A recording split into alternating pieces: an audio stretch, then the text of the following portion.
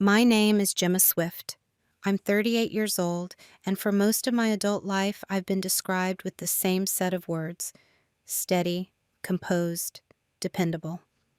I live just outside Seattle, and on paper, my life looks beautifully ordinary.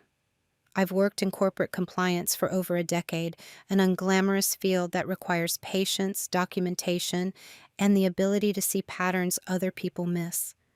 At home, I was the calm one, the accommodating one, the woman who remembered birthdays, booked reservations, and smoothed over awkward silences before they could turn sharp. People often mistake composure for passivity. I've learned that when you don't raise your voice, when you don't compete for attention, when you let others speak first, some assume you don't have much to say. They assume you're unaware, or worse, that you don't mind. This story isn't about rage, it isn't about revenge, and it certainly isn't about drama for the sake of spectacle. It's about something quieter. It's about the slow erosion of respect inside a marriage. The kind that doesn't happen in one explosive moment, but in small dismissals, in private jokes you're not part of, in glances that linger just a second too long between your husband and someone he calls his work wife. And yes, my husband brought his work wife to our anniversary party, but that wasn't the moment everything changed. The moment everything changed was later, when dinner turned silent because I connected my phone to the TV. There were no screaming matches, no wine glasses shattered against walls, no theatrical accusations. Just truth, calmly presented, screenshots, dates, messages, patterns. What unfolded that evening wasn't chaos. It was clarity. In this story, I'll walk you through who I was in my marriage, how I became invisible without realizing it, the quiet shift that happened inside me, and the decisions I made long before anyone else sensed something was wrong. You'll see how silence can be misread as weakness until it becomes strategy. I'm telling this now not to humiliate anyone and not to relive the pain. I'm telling it because sometimes the strongest thing a woman can do is wait. And when she finally speaks, she doesn't need to raise her voice. Have you ever been underestimated simply because you chose not to argue? To my husband, I was stability. To our friends, I was efficient. To his colleagues, I was polite background noise. Daniel used to introduce me the same way at every gathering. "This is Gemma. She keeps me organized." He'd laugh when he said it, as if my entire existence could be summarized by color-coded calendars and neatly labeled folders. People would nod approvingly. Some would even joke, "Every man needs one of you." One of me, not Gemma, just a type. At parties, I was the one who refilled glasses before they emptied. I remembered who was gluten-free, who had just lost a parent, and whose promotion was pending. I listened, I absorbed, I stored information the way some people collect souvenirs. And because I rarely interrupted, rarely corrected, rarely competed for airtime, people assumed I was content in the margins. Daniel thrived in attention. He worked in sales, confident, charismatic, the kind of man who could make a room lean in when he spoke. I admired that about him. For years, I believed we were balanced. He was the spotlight. I was the foundation beneath it. It didn't occur to me that foundations are only appreciated when they crack. When his team started expanding, he began mentioning a new hire, Lena. Smart, quick-witted. "She's basically my work wife," he'd say casually, usually with a grin meant to signal harmlessness.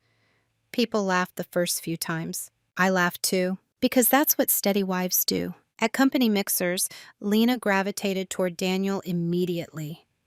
Their humor overlapped. Their stories are intertwined. She'd finish his sentences sometimes, and he'd let her. Not in an overtly romantic way. Just comfortably. Once, at a rooftop gathering downtown, someone asked how Daniel managed to travel so much without missing flights. He pointed at Lena. "She's the reason I don't forget half my life." There was a beat. Then he added, almost as an afterthought, "Gemma handles the rest." Everyone smiled. The joke landed. But I noticed the hierarchy in that sentence. Lena handled his momentum. I handled his maintenance. Later that night, while I cleared empty plates into the kitchen of a house that wasn't mine, one of Daniel's colleagues squeezed my arm and said, "You must be so secure to be okay with their dynamic." Secure. It's interesting how often composure gets translated into emotional invulnerability. What they didn't see was that I wasn't unbothered. I was evaluating, not in a suspicious way. Not yet. Just observing. I have a habit of watching patterns. It's the compliance analyst in me. When 2 data points repeat, I take note. When behavior shifts subtly over time, I file it away. Daniel started texting more at dinner, not hiding the screen, just angling it slightly away. Lena's name appeared frequently. Project updates, memes, inside jokes from meetings I wasn't part of. Again, nothing scandalous, just frequency. If someone had asked me then whether I felt threatened, I would have said no, because I didn't feel replaced. I felt redefined. Slowly, almost imperceptibly, I was becoming the reliable constant while someone else became the exciting variable. And here's the part I want to be honest about. I didn't protest because I believed dignity meant restraint. I believed love meant trust. I believed that if something was inappropriate, it would declare itself clearly. I didn't yet understand that disrespect rarely announces itself loudly. Sometimes it arrives smiling. Sometimes it calls itself harmless. Sometimes it sits at your table long before you realize it has a seat. And to them, Daniel, our friends, even Lena, I was still the calm wife. The organized one. The safe one. The woman who would never make a scene. They weren't entirely wrong, but they misunderstood one thing. Silence doesn't mean absence. It means someone is thinking. The first cut didn't draw blood. That's the thing about small injuries inside a marriage. They don't leave visible bruises. They just create a quiet sting that lingers longer than it should. It happened on a Thursday evening. Daniel and I were hosting a small dinner, nothing extravagant, just 4 couples from his office, including Lena.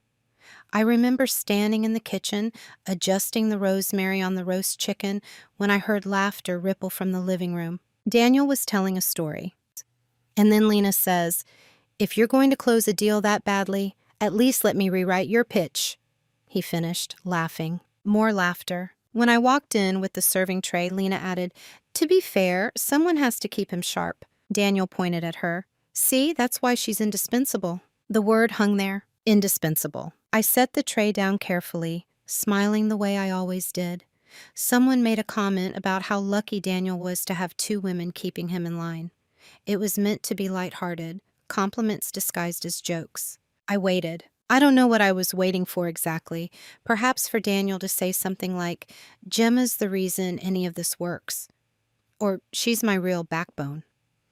Something that placed me firmly, unmistakably at the center of his world. Instead, he just laughed and poured more wine. Later, when we were clearing dishes, I asked him casually, "Indispensable?" He didn't look up from the sink. "Oh, come on, Jim. It's just office banter." "I know," I said, and I meant it. But I also meant something else. Words reveal value systems. And that night, for the first time, I felt comparative. Not replaced, not betrayed. Compared. Over the next few weeks, the language continued in small, almost imperceptible ways. "She saved that client. I don't know what I'd do without her. She just gets how my brain works." Every sentence was defensible. Technically harmless, professionally appropriate, but something in me began cataloging tone. It wasn't what he said in public. It was what he stopped saying in private. Daniel used to tell me about his work stress the moment he walked through the door. We'd sit at the kitchen island while I chopped vegetables, and he'd decompress. But now he'd say, "It's handled," and move on. Handled by whom? I didn't need to ask. One Saturday afternoon, we were on the couch, scrolling separately through our phones. I glanced over, not deliberately, just instinctively, and saw a message preview from Lena. "Don't worry, I've got you, always." It could have been about a presentation, a client, a deadline. But the word is rarely about spreadsheets. He noticed my glance and flipped the phone face down. "Work stuff," he said. "I didn't ask," I replied gently. He kissed my forehead. "You're too good for jealousy." That was the moment, not the message, not the laughter at dinner. That sentence, "You're too good for jealousy." It sounded like praise, but it was a boundary, an expectation, a role assignment. Be elevated, be above it, be unbothered. So I nodded, and I chose silence. Not because I was naive, not because I was afraid, but because I wanted to see if the pattern would correct itself or deepen. People show you who they are when they think you've accepted the arrangement. That first small cut didn't start a fight. It started a shift in awareness. And awareness, once awakened, doesn't go back to sleep.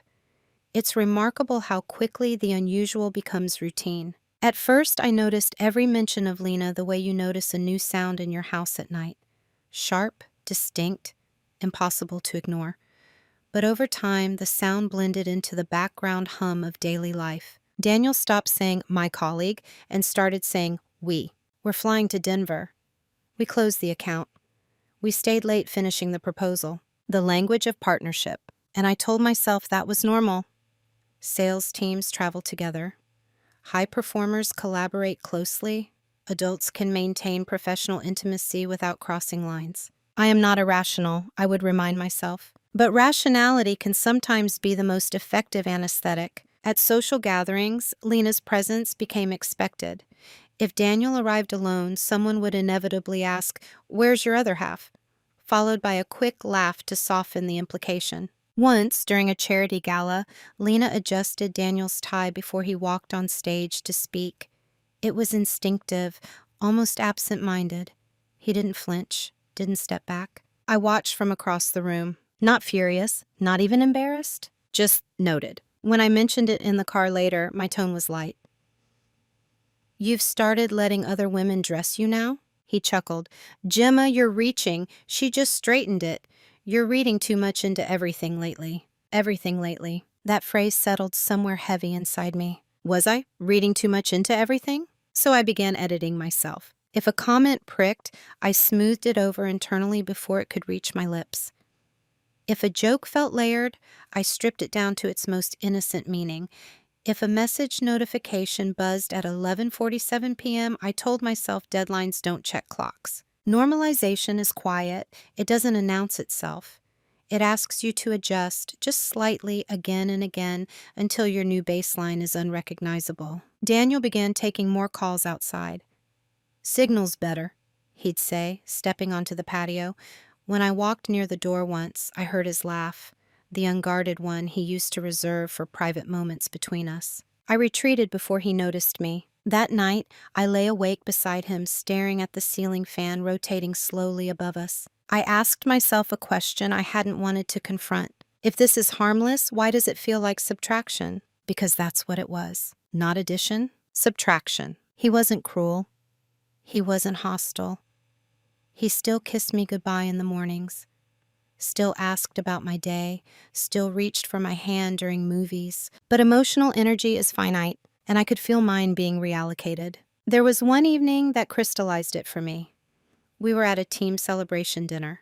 I was seated between two people I barely knew while Daniel and Lena sat across from each other at the center of the table. They were mid-story, finishing each other's sentences again.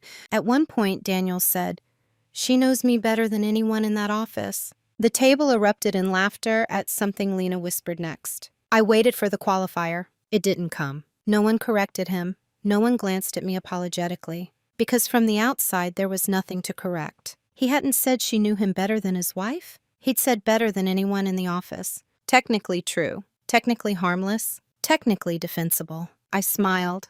I sipped my wine. I contributed to a side conversation about vacation plans. But something inside me settled into a new understanding. Disrespect doesn't have to be dramatic to be real. Sometimes it's simply the gradual erosion of your centrality in someone's life. And the most dangerous part? You begin participating in your own erasure by pretending it doesn't bother you. I wasn't angry yet. I was calibrating. And the more I observed, the clearer it became. This wasn't an accident. It was becoming a system. There's a moment in every slow unraveling when you realize you've been cast in a role you didn't audition for. For me, that moment came quietly. It wasn't during a party or a late-night text. It was a Sunday morning in our kitchen, sunlight spilling across the counter while I sorted receipts into neat piles for our quarterly budget review. Daniel walked in, coffee in hand, distracted but cheerful. "Hey," he said, leaning against the counter. "I might be gone next weekend." "Client trip?" I asked without looking up. Yeah, Lena and I need to prep for that Chicago pitch. I nodded. Okay, I'll move dinner with your parents. He kissed the top of my head.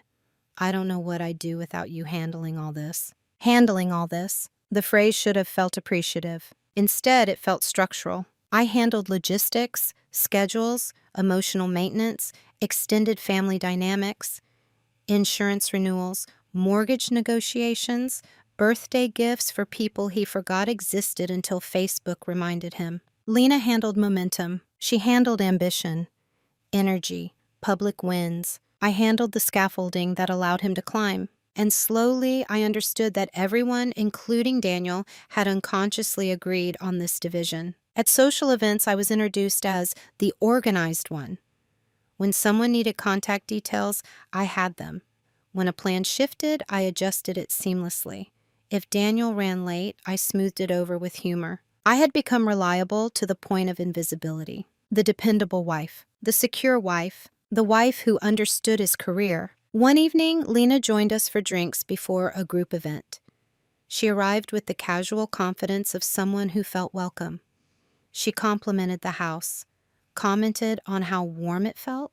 You've built such a stable life for him, she said to me, smiling. For him, not with him, for him. Daniel didn't notice the phrasing, or maybe he did and simply found nothing wrong with it. I smiled back. Stability is underrated. She laughed lightly. Not in sales. And in that exchange, polite, friendly, surface level, I felt something lock into place inside me. I had been assigned the role of background infrastructure, essential but interchangeable, reliable but not riveting, the woman who would never disrupt the narrative, and I had accepted it for years because it aligned with my identity. I valued steadiness, I valued dignity.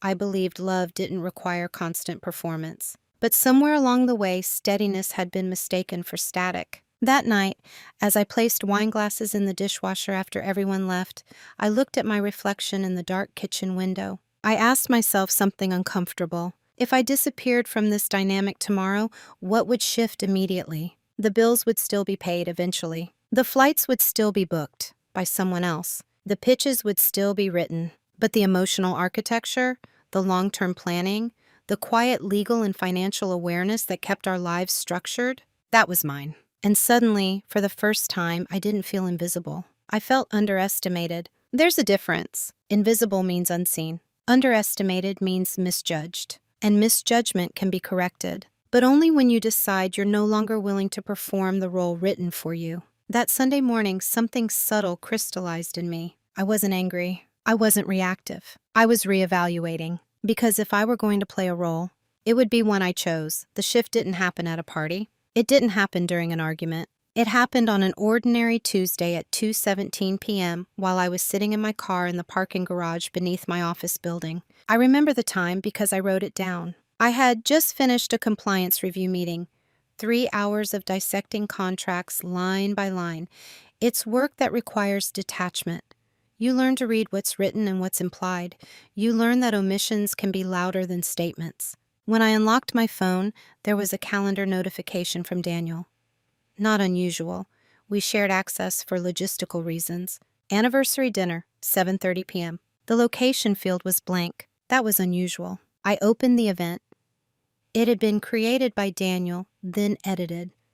There were notes attached, a guest list draft. Names scrolled past, his colleagues, a few of our mutual friends, even his regional director. And then, casually listed among them, Lena Martinez. No discussion, no question. No, is that okay? Just inclusion. Our anniversary. The day was meant to commemorate the two of us, expanded into a networking hybrid, with his work wife on the guest list. I stared at the screen for a long time, not because I was shocked, not because I felt blindsided, but because something in me became still. Up until that moment, I had been observing, adjusting, interpreting, giving the benefit of the doubt. But this wasn't a misread tone.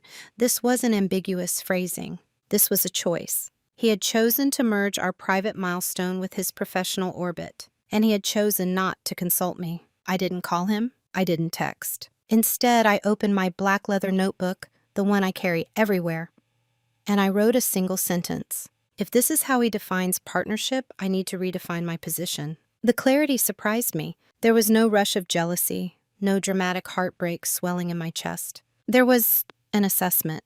That evening, when Daniel came home, he was animated, excited about the upcoming pitch in Chicago, about how the team was performing. I listened. I nodded. Then gently I asked, "I saw you started planning our anniversary." He smiled. "Yeah, I thought we could make it bigger this year. Combine it with some of the Chicago prep energy, celebrate everything." Everything. "And Lena's coming?" I asked evenly. He hesitated only a fraction of a second. "Well, yeah, she's part of the team. It'd be weird not to invite her if everyone else is there." Weird. The words settled between us. "Is it?" I asked. He shrugged. "Jim, it's not a big deal. You know how this works." Yes, I did know how it worked. That was the problem. I realized in that moment that Daniel genuinely believed he was being reasonable, efficient, inclusive. He didn't see the erosion because it benefited him. And that's when something fundamental shifted inside me. I stopped trying to decide whether his behavior was technically appropriate. Instead, I asked myself a different question. Is this acceptable to me? Not society, not our friends, not the office, me. And for the first time, the answer came without hesitation. No. That Tuesday at 2:17 p.m. in a quiet concrete parking garage, I stopped being the woman who rationalized. I became the woman who evaluated consequences. I didn't confront him further that night. I didn't argue. I smiled. I helped refine the guest list. I even suggested catering options. But internally, something irreversible had begun. Because once you recognize that your silence has been mistaken for consent, you either correct the misunderstanding or you prepare for what comes next. And I had just decided to prepare. After that Tuesday, my silence changed texture.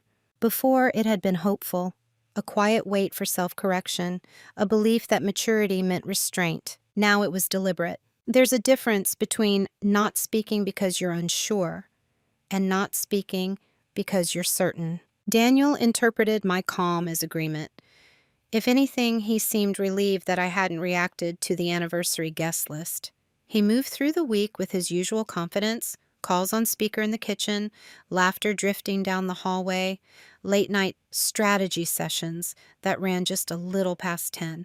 I didn't interrupt. I listened. Patterns reveal themselves when you stop trying to interfere with them. One evening, while he was in the shower, his phone lit up on the nightstand.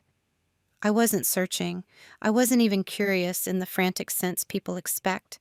I simply glanced. "Lena, you surviving?" "Daniel, barely. At least you get it." There was nothing explicit, nothing romantic, no declarations, just intimacy of understanding. "At least you get it." I stood there for a moment, absorbing the phrasing. When he came out of the bathroom, I was already in bed reading. He kissed my shoulder. "Long day?" "Productive," I replied. That word became my anchor. Productive. Because while he assumed I was accepting the arrangement, I had begun shifting my internal posture. Silence is dangerous when it's rooted in fear, but it's powerful when it's rooted in strategy. I started paying attention to more than just tone. I noticed timelines, travel frequency, expense reimbursements, the way certain team dinners coincided with personal calendar gaps. Again, nothing criminal, nothing explosive, but alignment tells stories. I also noticed something else. Daniel had grown comfortable. He no longer explained details unless prompted. He no longer over-clarified. The defensiveness from earlier weeks had softened into casual assumption. He believed the dynamic had been normalized, and in a way it had, just not in the way he thought. At work, I requested access to a professional development seminar on corporate risk mitigation. It wasn't directly tied to my department, but I framed it as cross-functional growth. My supervisor approved it without hesitation. Risk assessment, asset protection, contingency planning. The terminology felt different now. At home, I reviewed our joint finances more closely, not obsessively, just thoroughly. I confirmed account structures, investment allocations, and legal beneficiaries. I made quiet notes in my black leather notebook. Not accusations, data. There's a calm that comes when you stop hoping someone will change and start preparing for the possibility that they won't. Daniel mistook my reduced commentary for trust. He even mentioned it one night over dinner. "I appreciate that you're not making things weird," he said casually. Some wives would lose their minds over less. I smiled softly. I'm not some wives. He laughed, interpreting it as confidence. It was, just not the kind he imagined. The truth is, by then, I wasn't trying to compete with Lena. Competition implies insecurity. I wasn't insecure. I was recalibrating the value. And when you begin recalibrating, you stop arguing about behavior. You start evaluating alignment. The anniversary party was 3 weeks away. Invitations were sent, catering confirmed, seating arrangements drafted. I helped design the layout of the room. I selected the wine. I even tested the HDMI connection to the television in the dining area, ostensibly for a slideshow Daniel wanted to run highlighting milestones from the year. He had no idea how literal that would become. Because my silence had stopped being passive, it had become preparation. And the most underestimated position in any conflict is the one that appears calm. Preparation doesn't always look dramatic. Sometimes it looks like a woman reorganizing a filing cabinet, or updating passwords, or sitting at a kitchen island at 11:42 p.m. with a glass of water and a notebook open, writing dates beside phrases that once felt harmless. What they never noticed was that I had stopped reacting emotionally and started documenting objectively. The first thing I did was simple. I turned on automatic cloud backups for our shared devices. Not secretly, not illegally. The feature had always been available.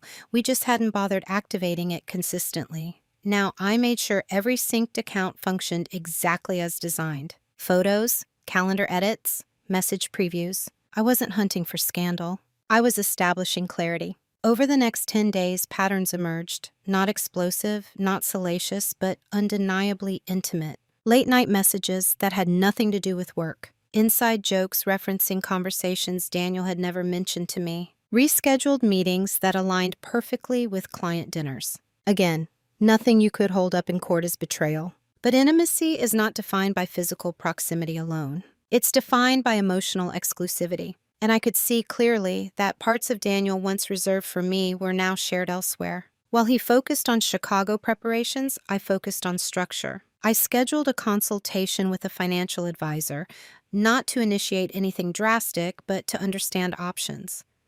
I framed it as long-term planning, retirement optimization, asset diversification, which wasn't untrue. I also updated my professional certifications, submitted applications for 2 higher-level compliance roles at competing firms, quietly. Strength is amplified when independence is viable. The anniversary slideshow Daniel planned became my quiet leverage. He had asked me to gather photos from the past year, vacations, promotions, social events. I complied enthusiastically.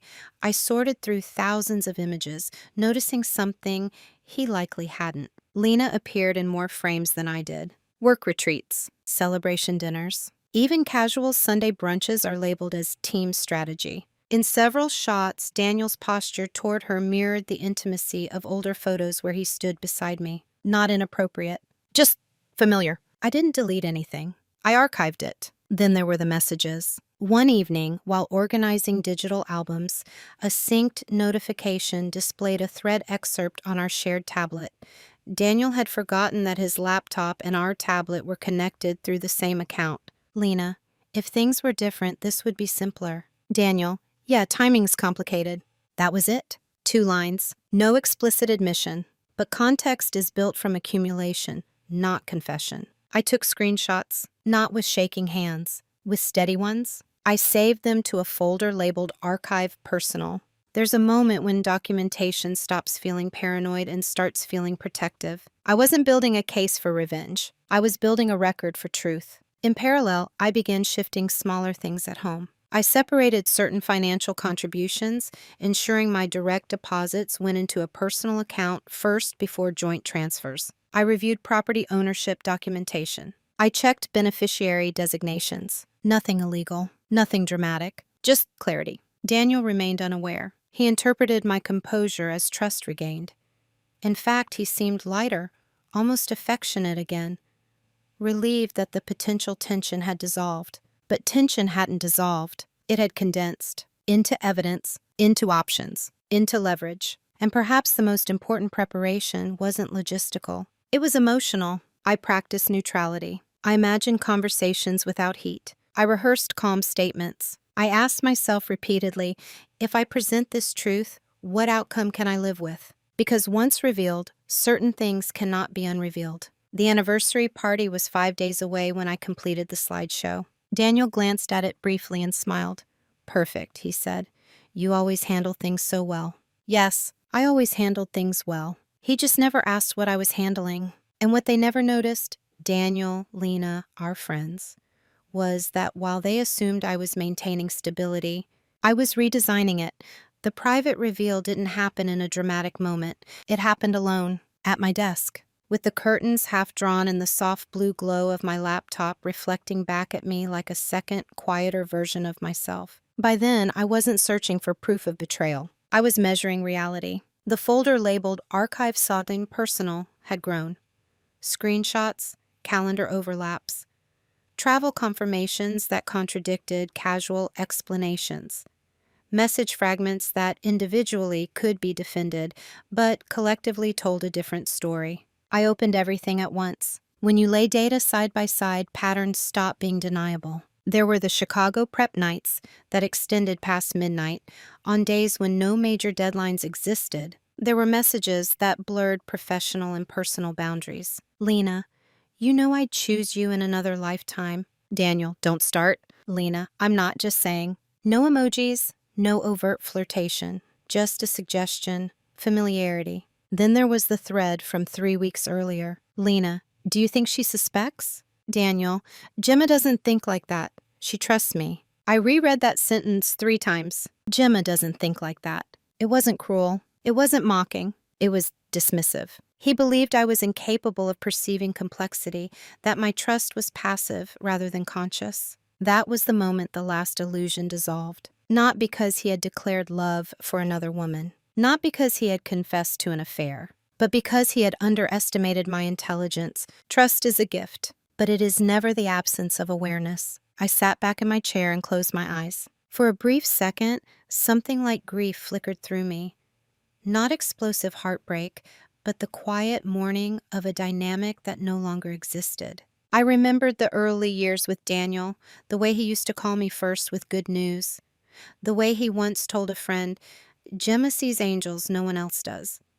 The pride in his voice then. Somewhere along the way, that recognition had shifted outward. And perhaps the most sobering realization was this. He didn't believe he was cheating. He believed he was managing dual intimacy responsibly. Emotional rationalization is powerful, but intent does not erase impact. I opened our financial spreadsheet next. Asset distribution, retirement accounts, joint savings, property equity. If I chose to act, I would not be destabilized. That clarity steadied me more than any message thread. Then I opened the slideshow file for the anniversary party. 57 images, milestones, trips, dinners, promotions. Hidden among them were several unedited frames Daniel had overlooked, candid photos from team events where proximity spoke louder than posture. I added 3 screenshots at the end, not explicit, just undeniable. Lena, if things were different... Daniel, timing's complicated. Lena, do you think she suspects? Daniel, Gemma doesn't think like that. I formatted them simply. Clean white background, date stamps visible, no commentary, no captions, just truth. I sat there staring at the final slide. Dinner turned silent when I connected my phone to the TV. That sentence hadn't happened yet, but I could already feel the weight of it. This was the irreversible path. I had other options. Private confrontation, ultimatum, counseling. But those required him to admit what he didn't yet believe was wrong. And I was no longer interested in arguing about definitions. I was interested in alignment. So I asked myself one final question. Am I prepared for every possible outcome? Silence in the room. Steady breath. Yes, not because I wanted destruction, not because I craved humiliation, but because I refused to continue living inside a narrative that positioned me as unaware. The private reveal wasn't a victory. It was clarity. And clarity is heavier than anger. But it's also cleaner. When I closed my laptop that night, I felt something unfamiliar. Not fear, not rage,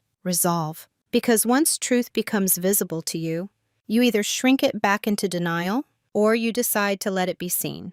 And I had already chosen. There's a quiet crossroads that doesn't look like one. No flashing signs, no dramatic music, no visible fork in the road. Just a woman standing in her kitchen, rinsing wine glasses the night before her anniversary party, knowing that whatever happens tomorrow will redraw the rest of her life. I had options. That's what surprised me most. For weeks, I'd felt as if I were slowly being edged into a corner, into a role of quiet acceptance. But once I had clarity, I realized I wasn't cornered at all. I could confront Daniel privately that evening, show him the screenshots in our bedroom, give him the opportunity to confess, apologize, recalibrate, protect his reputation, protect our social circle from discomfort. I could cancel the party, claim illness, avoid spectacle entirely, and move strategically in silence, legal consultations, financial separation, quiet departure. I could even pretend not to know. Continue documenting, continue adjusting assets, leave only when it is advantageous. Every option was rational. Every option preserved my dignity in a different way. But only one option corrected the misjudgment at the center of all this. Gemma doesn't think like that. She trusts me. He believed my trust was naive. He believed my calm was ignorance. And more than the emotional intimacy with Lena, that belief unsettled me. Trust without awareness is dependency. Trust with awareness is a choice. If I confronted him privately, he could reframe the narrative, minimize, contextualize, suggest that I was overinterpreting isolated messages, promise boundaries, offer counseling, and maybe he would even mean it. But that wouldn't change the dynamic that had formed in public, the inside jokes, the visible hierarchy, the way our friends already perceived Lena as an extension of his identity. The anniversary party was not just a celebration. It was a stage. He had chosen to bring his work wife into that space without asking me. So I decided something simple. If the truth had entered my marriage publicly, clarity would enter publicly too. Not as humiliation, not as revenge, but as a correction. I didn't plan to shout. I didn't plan to accuse. I planned to present. The slideshow had already been prepared under the assumption that I was the efficient, reliable wife who handled things.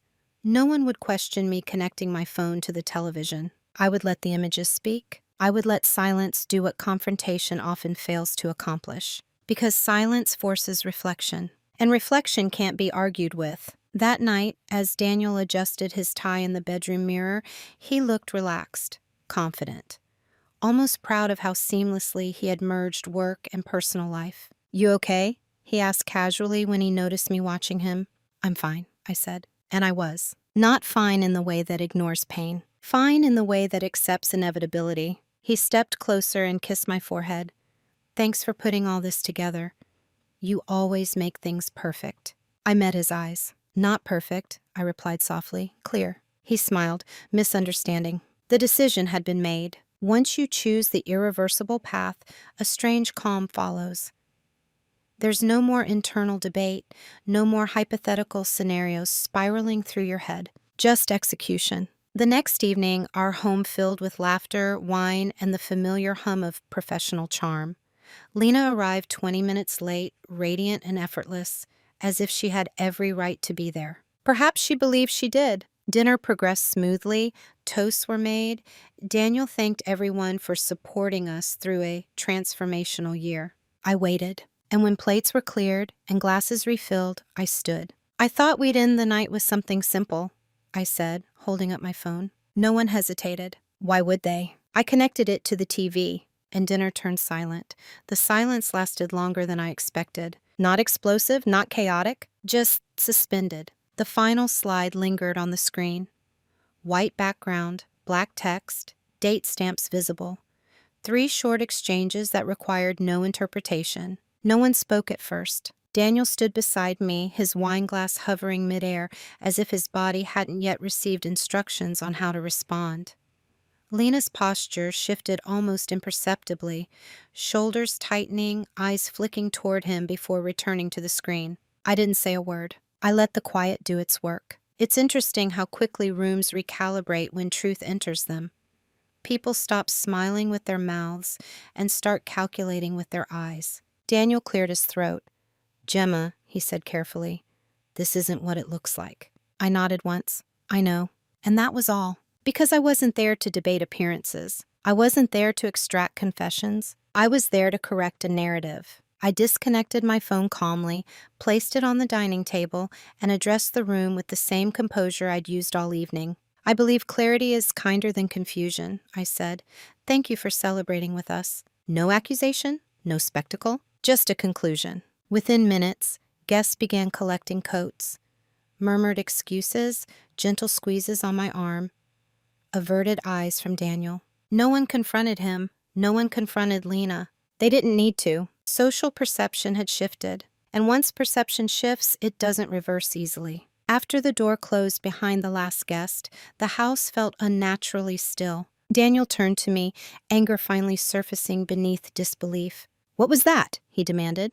"A correction," I replied. "You blindsided me." I held his gaze evenly. "You misjudged me." Lena had left without a word. The irony wasn't lost on me. There was no screaming match, no shattered glass, just two adults standing in the aftermath of exposure. "You could have talked to me," he said, voice tight. "I could have," I agreed, "but you believed I wasn't thinking." That landed. His shoulders dropped slightly, confusion mixing with defensiveness. "You're making this bigger than it is," he tried. "No," I said quietly. "I'm making it visible." And then I walked upstairs. The real movement had already begun weeks earlier. The next morning, while Daniel oscillated between apology and justification, I executed what I had prepared. I transferred scheduled payments into separate structures I had already organized. I confirmed my consultation appointment with the financial advisor. I responded to an interview request from one of the firms I'd applied to, all without announcement, because the public correction had served its purpose. Now came the structural shift. Daniel tried, in those early days, to reassert normalcy.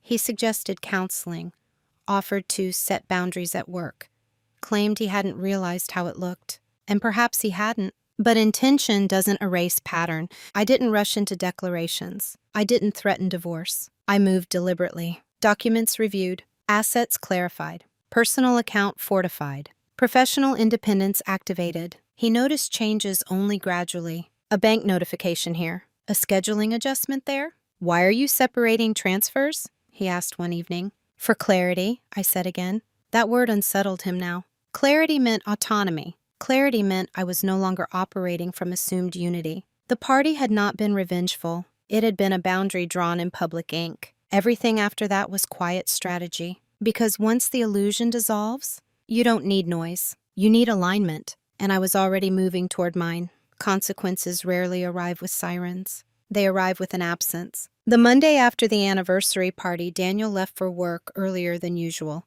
No lingering in the kitchen, no light commentary about traffic, just a clipped, "I'll call you later." He didn't. By mid-afternoon, the ripple effects had already begun. I didn't need insider access to know that something had shifted at his office. Social ecosystems respond quickly to visible fractures. And what I had presented wasn't a rumor, it was time-stamped truth. When Daniel returned home that evening, he looked smaller. Not physically, structurally. "They're overreacting," he said immediately, dropping his briefcase harder than necessary. "People are acting like something scandalous happened." "Did something not?" I asked gently. He ran a hand through his hair. "It wasn't an affair. I didn't label it one." That was the unsettling part for him. I had never named it, which meant he couldn't argue against a definition. Over the next week, invitations thinned. A dinner we were supposed to attend on Friday was postponed. A couple we'd vacationed with the previous year stopped responding in the group chat. Daniel mentioned, almost casually, that Lena would be transitioning to a different project team for optics. For optics. Corporate language for social discomfort. I nodded, making no comment. At home, the emotional landscape changed more dramatically than any professional shift. Daniel oscillated between defensiveness and sudden vulnerability. "I didn't think you saw it that way," he said one night, sitting at the edge of our bed. "You didn't think I saw it at all," I replied. Silence followed. He wasn't a villain. He wasn't calculating betrayal with malicious intent. He had simply grown accustomed to divided intimacy, and now that division had been illuminated. The more subtle consequence, however, was internal. He started watching me differently, measuring my movements, noticing the financial adjustments I'd implemented weeks earlier. "Why did you schedule a meeting with a financial advisor?" he asked, trying to sound casual. "For long-term planning," I said. "With or without me?" I met his eyes steadily. "For me." That answer landed harder than any accusation could have, because autonomy is confronting, especially when you've grown used to someone functioning as your quiet safety net. At work, I received confirmation of a second interview for a senior compliance position. Higher salary, broader authority, different company culture. I didn't announce it. But Daniel noticed when I ordered new business cards with a personal email address rather than our shared one. "You're making decisions without me," he said. "Yes," I replied calmly, "I am." The consequence wasn't punishment. It was recalibration. He had assumed my stability was permanent regardless of input. Now he was realizing stability requires reciprocity. The house felt different. Not hostile. Not explosive. Just aware. Even simple routines shifted. We no longer moved through rooms with unconscious ease. There was caution now. Assessment. One evening, Daniel said quietly, "I miss how it was." "So do I answered honestly. But missing something doesn't resurrect it. Consequences don't exist to destroy. They exist to reveal. And what had been revealed was this. Trust had not been broken in a single act. It had been diluted over time. And once diluted publicly, it cannot be restored privately without effort that matches the exposure. Daniel was beginning to understand that. But understanding is not the same as repair. And repair requires more than regret. It requires transformation. The question neither of us had spoken of yet was simple. Was transformation possible? Or had clarity already closed that door? Panic doesn't always look like shouting. Sometimes it looks like overcorrection. 2 weeks after the anniversary party, Daniel came home with flowers. Not supermarket flowers. The kind was arranged intentionally. White lilies and soft blush roses, the kind you choose when you're trying to signal purity and renewal without saying it directly. "I've been thinking," he began carefully, placing them on the kitchen counter. "We should take a trip, just us. No work, no distractions." I leaned against the island, studying him. "Why?" I asked. He hesitated. "Because we need to reconnect." Reconnect, as if the connection had been disrupted by a misunderstanding rather than a pattern. Over the following days, he made visible efforts. He declined a late meeting, silenced his phone at dinner, mentioned Lena only when necessary, and always in neutral, professional terms. "She's moving to another division," he said one evening. "It's better this way." Better. For optics. For tension. For appearances. But the fundamental question lingered beneath his gestures. Would he have drawn those boundaries without exposure? That's what he couldn't answer. One night, after a particularly strained dinner, he sat across from me at the table and said quietly, "I didn't realize how far it had gone." I folded my hands calmly. "That's part of the problem. I never cheated on you. I know." The simplicity of that response seemed to unsettle him more than an accusation would have. "Then why does it feel like I did?" he asked. "Because emotional exclusivity matters. Because intimacy isn't measured only by physical contact. Because you don't tell another woman, 'Timing's complicated,' unless you've already imagined an alternate reality." But I didn't say any of that aloud. Instead, I asked him something else. If I had brought a man to our anniversary party and referred to him as my work husband, shared late-night messages, private jokes, emotional reassurance, would you have felt secure? He didn't answer immediately. That silence said enough. Regret began settling into him not as a dramatic apology, but as recognition. He had crossed a boundary he hadn't believed existed, and once boundaries are illuminated publicly, they cannot be unseen. He suggested counseling again. "I'll do whatever it takes," he said. The phrase was sincere, but sincerity after exposure feels different than sincerity before it. I thought about the slideshow, about the room going silent, about the way he had said, "Gemma doesn't think like that." He hadn't believed I would ever challenge the dynamic. He had believed my role was permanent, and here was the part he was only beginning to grasp. I wasn't angry anymore. I was clear. Clarity doesn't scream. It evaluates. And the more he tried to restore what we had, the more I realized that what we had depended on my absorbing more than he understood. "Do you still love me?" he asked one night, voice low. I looked at him carefully. "Yes," I said, and that was true. Love doesn't evaporate overnight, but trust transforms when misjudgment is revealed. "It might be too late," I added gently. Not because reconciliation was impossible, but because the version of me that tolerated divided intimacy no longer existed. He had adjusted after consequence. But consequence is not the same as character, and I wasn't sure yet which one I was witnessing. Too late to fix it doesn't always mean the end of a marriage. Sometimes it means the end of a dynamic, and Daniel was only beginning to understand that he couldn't return to the comfort of assumption. Because once clarity enters a relationship, everything changes shape, including you. The final confrontation didn't happen in our kitchen. It happened on a gray Thursday afternoon in a quiet conference room at a counseling office downtown. Neutral space, no wine glasses, no audience, just two chairs angled slightly toward each other and a box of tissues placed deliberately on a low table between us. Daniel had insisted on counseling. I agreed, not because I was convinced we would repair everything, but because I wanted to see him speak without performance, without colleagues, without the safety net of charm. The therapist asked simple questions. When did you first feel distance? Daniel spoke first. He described stress, ambition, feeling understood at work in ways that felt energizing. He didn't blame me, but he didn't fully own the shift either. It was framed as drift, momentum. Then the therapist turned to me. And you? I didn't recount every message. I didn't replay the slideshow. Instead, I said something simpler. I felt replaced in spaces that used to belong to us. Daniel flinched slightly. I never replaced you, he said quickly. I know, I replied, but you redistributed intimacy. The room went quiet. The therapist didn't interrupt. Daniel leaned back, exhaling slowly. I didn't think it was that serious. That's the problem, I said evenly. You didn't think. No accusation, no raised voice, just a fact. He rubbed his hands together, searching for words. It was easy with her. Work was intense. She understood the pressure. I understand pressure, I said calmly. I just didn't make it theatrical. He looked at me then, really looked. Not defensively, not impatiently, just aware. I underestimated you, he admitted. Yes, I said. There was no satisfaction in that acknowledgement, only confirmation. The therapist asked the question that mattered most. Gemma, what do you need in order to feel secure again? I didn't hesitate. I need to know that I'm chosen intentionally, not assumed. Daniel swallowed. I always chose you. No, I corrected softly. You relied on me. That difference had shaped everything. Reliance is comfortable. Choice is deliberate. We sat with that for a long moment. He reached for my hand across the space between us.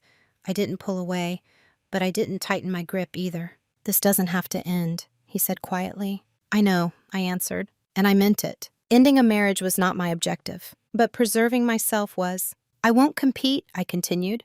I won't monitor. I won't police your interactions. If we move forward, it will be because you understand boundaries without me enforcing them. He nodded slowly. I do now. Perhaps he did. But understanding after exposure is different than understanding before temptation. The confrontation wasn't explosive. There were no ultimatums, no threats, just clarity placed between us like a contract waiting to be signed. When we left the office, the air outside felt cool and steady. Daniel walked beside me in silence, not because there was nothing to say, but because, for the first time, he realized I didn't need to raise my voice to shift the power dynamic. I had already done that, without heat, without humiliation, just by refusing to remain underestimated. It's been 11 months since the anniversary party. Not everything ended, but nothing returned to what it was. And that's the part people misunderstand when they imagine stories like this. They assume there's a dramatic exit, suitcases, signed papers, a clean break that makes the narrative satisfying. Life rarely organizes itself that neatly. Daniel and I are still married, but we are not operating under an assumption anymore. I accepted the senior compliance role at the new firm 3 weeks after the counseling sessions began. Higher responsibility, independent travel, a compensation structure that stands solidly on its own. The first time I boarded a flight alone for a leadership conference, Daniel hugged me at the airport and said, "I'm proud of you." He meant it, but I didn't need the affirmation the way I once might have. That's the shift. I no longer measure my stability through his recognition. At home, boundaries are clearer now. Phones face up. Calendars are shared transparently. Late-night messages are rare and strictly professional. Not because I demanded surveillance, but because the cost of divided intimacy became visible. Lena transferred to another division months ago. We've never spoken about her again in detail. There was no dramatic confrontation between us, no private showdown. She simply faded out of our daily vocabulary. And in her absence, something unexpected happened. Daniel started noticing me differently, not as infrastructure, not as maintenance, but as presence. He asks before merging plans now. He consults rather than assumes. Small behaviors, but intentional ones. And still, I don't move through this marriage blindly. Clarity changed me. I'm softer in some ways because I'm no longer suppressing awareness, but I'm firmer in others. If something unsettles me, I name it early, not emotionally, directly. There is no more performance of secure wife for social comfort. Security, I've learned, is not pretending you're unbothered. It's knowing you can walk away if necessary. That's who I am now. Not vengeful, not bitter, just autonomous. I still carry my black leather notebook. Only now it holds different entries. Career goals, investment strategies, personal reflections. The sentence I wrote in the parking garage, "I need to redefine my position," is still there. But I've added another beneath it. Never confuse calm with incapacity. Daniel once believed I didn't think like that. He knows better now. And I know something too. Silence is only a weakness when it's rooted in fear. When it's rooted in assessment, it becomes power. The anniversary party didn't destroy my marriage. It destroyed the illusion. An illusion, once removed, leaves two choices: grow honestly or separate cleanly. We chose growth. But the version of me who tolerated quiet erosion, she no longer exists. And I don't miss her. If you're waiting for me to say that exposing those screenshots won, I won't. There was no trophy, no applause, no cinematic satisfaction. What there was stillness. And in that stillness, something fundamental shifted. I learned that loyalty without awareness is not a virtue. It's vulnerability. I learned that emotional boundaries are not about control. They're about alignment. And most importantly, I learned that silence is not the same as submission. For a long time, I believed dignity meant absorbing discomfort quietly. I thought composure required endless understanding. I told myself that mature love tolerated gray areas because life is complicated. But complicated doesn't mean careless, and trust doesn't mean blindness. When Daniel said, "Gemma doesn't think like that," he wasn't insulting me. He was revealing an assumption that I would always choose peace over precision, that I would always preserve harmony over truth, that I would never risk disruption to protect my own clarity. He was wrong. But here's the part that matters. I didn't prove him wrong by screaming. I didn't humiliate him. I didn't destroy his reputation. I presented truth calmly and allowed it to do what truth does best: reorganize reality. Sometimes quiet dominance isn't about overpowering someone. It's about refusing to shrink. It's about standing in a room, connecting your phone to a television, and letting evidence speak without commentary. It's about making decisions weeks before anyone realizes you've already moved. If you take anything from my story, let it be this: never assume that the calmest person in the room is unaware.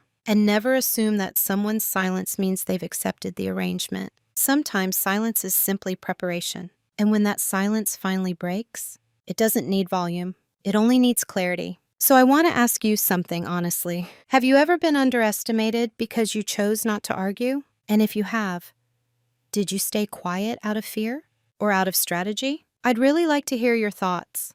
Video hữu ích, hãy ấn like và đăng ký kênh để ủng hộ mình nhé. Chúng ta sẽ gặp nhau ở những video tiếp theo. Bye bye.